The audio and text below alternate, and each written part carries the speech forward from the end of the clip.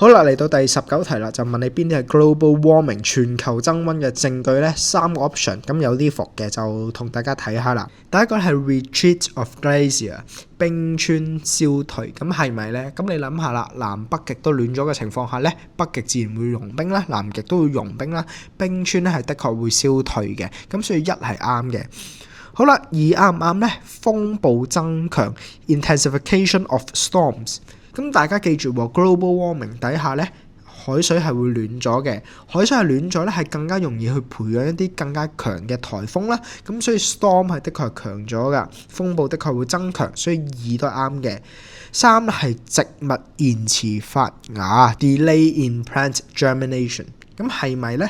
大家要諗下啦。既然係全球暖化，所以咧冬天理論上咧係會短咗嘅。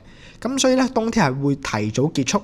咁如果係咁嘅話咧，植物應該係提早發芽，而唔係延遲發芽喎。咁所以咧3係錯啦，1啱2啱3係錯嘅情況下咧，答案就係 C for cat 啦。